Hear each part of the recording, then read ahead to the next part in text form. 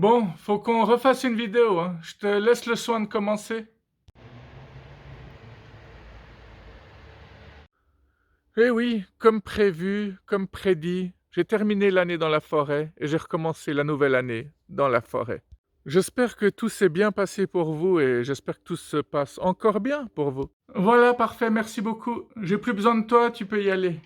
C'est marrant, moi je suis en rouge, toi t'es en noir. Mais je n'ai jamais lu Le Rouge et le Noir de Stendhal. Parce que j'aimais pas Stendhal et puis que je lirai jamais ce bouquin.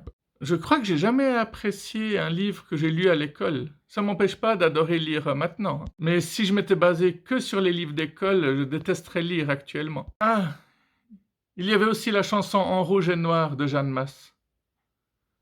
Je sais plus du tout à quoi elle ressemble. Faudra que je la réécoute à l'occasion. C'est pas dans mes priorités, mais peut-être que ça se fera maintenant que j'y pense. Quand j'étais à l'école, une catégorie de personnes trouvait que rouge et noir, ça faisait prostituée. Je sais pas du tout ce que les gens pensent actuellement de ça. Euh, Bref. Mais le fait est que j'ai décidé de remettre du rouge aujourd'hui parce qu'en fait, aujourd'hui, je me sens bien dans cette couleur, mais ce n'est pas pour des bonnes raisons. Ce n'est pas parce que je suis dans le feu de l'action ou de la passion, c'est pas parce que je me sens comme un diable en boîte, c'est peut-être relativement parce que je suis en colère. Oui, ça se voit pas comme ça, mais je me rends compte plus que jamais que je déteste vraiment les fêtes de fin d'année. J'ai décidé de passer le 24 décembre seul, j'ai décidé de passer Nouvel An tout seul aussi. C'était totalement par choix, je vous le répète, mais ça m'a pas empêché de déprimer pendant les 2 derniers jours.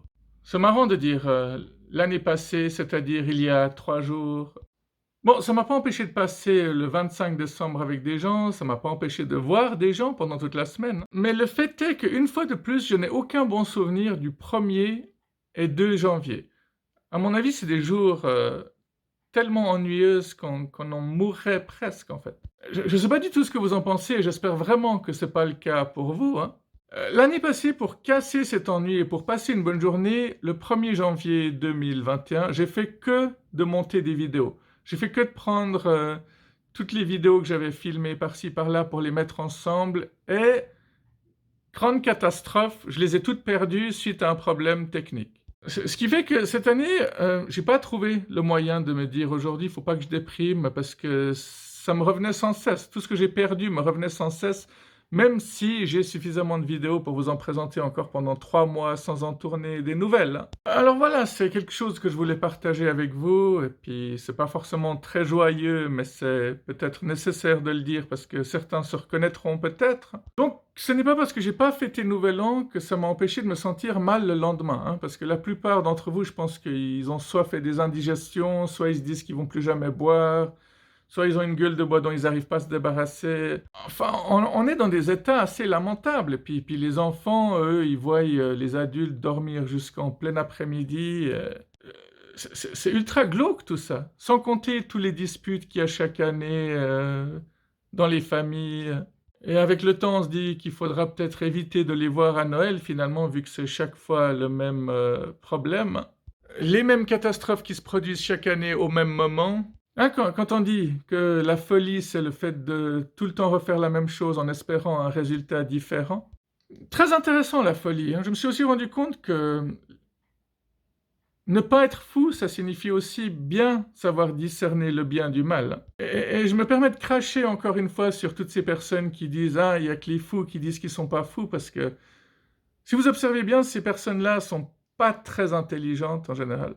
Et je suis sûr que les fous en savent beaucoup plus qu'eux, hein.